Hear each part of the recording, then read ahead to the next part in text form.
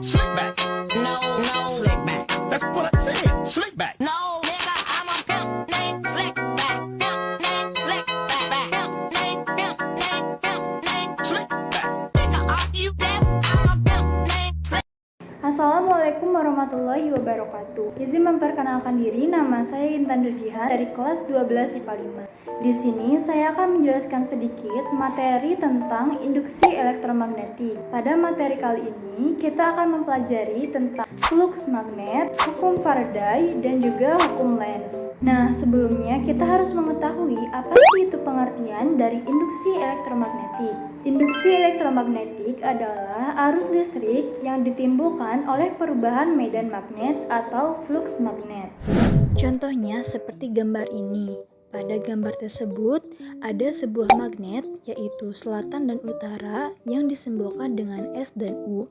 Ada garis-garis medan magnet yang arahnya dari kutub utara menuju kutub selatan. Misalnya di depan magnet ini ditaruh sebuah kumparan, maka akan ada garis-garis medan magnet yang menembus kumparan tersebut. Nah, banyaknya garis-garis medan magnet yang menembus luasan ini itu yang disebut dengan flux magnet. Sekarang, apabila garis-garis medan magnetnya itu membentuk sudut terhadap garis normal bidang, maka besarnya flux magnet secara matematis itu dirumuskan V sama dengan B dikali A dikali cos theta. Dengan keterangan V adalah flux magnet atau Weber, B adalah induksi magnet atau Tesla, A adalah luas permukaan bidang, dan theta adalah sudut yang dibentuk antara arah B dengan garis normal. Jika cos theta-nya sama dengan 0 derajat atau medan magnetnya tegak lurus dengan bidang, maka persamaannya dapat dirumuskan V sama dengan B dikali A. Jadi cos theta-nya bernilai 1. Nah, selanjutnya ada hukum Faraday. Percobaan Faraday menjelaskan bahwa gerakan magnet keluar masuk kumparan menyebabkan penyimpangan pada jarum galvanometer. Contohnya seperti ini, dia mempunyai sebuah kumparan atau lilitan seperti di gambar, kemudian dia hubungkan ke sebuah galvanometer. Harus kalian ketahui, galvanometer adalah suatu alat yang digunakan untuk mengukur adanya arus listrik. Nah, di percobaan Faraday, dia menggerakkan magnet keluar masuk ke kumparan. Ternyata ketika magnet digerakkan keluar masuk, terjadi simpangan pada jarum galvanometer.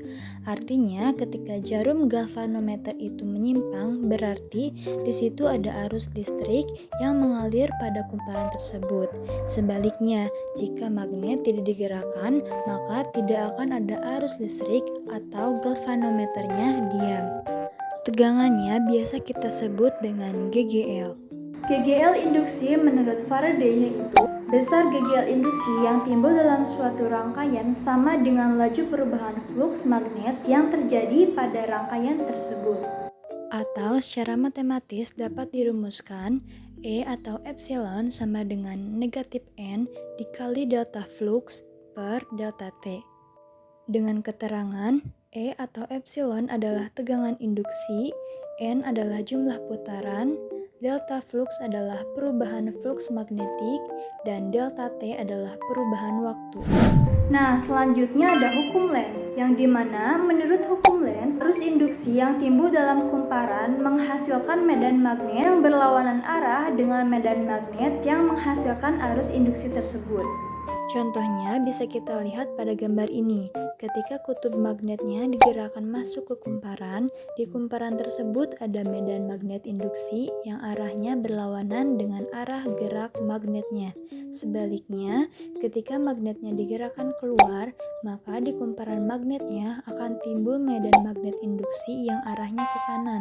Jadi kesimpulannya adalah arah medan magnet induksi pada kumparan ini akan berlawanan arah dengan medan magnet yang menimbulkan arus induksi tersebut. Cukup sekian penjelasan dari saya mengenai materi induksi elektromagnetik. Mohon maaf jika ada kesalahan. Terima kasih. Wassalamualaikum warahmatullahi wabarakatuh.